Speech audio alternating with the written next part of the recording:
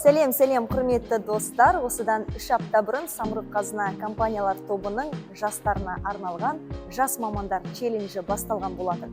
Бүгін міне сол челлендждің жеңімпаздары, яғни 200-ге жуық жас маман түрік әлемінің рухани астанасы киелі қасиетті Түркістан жерінде бас қосты.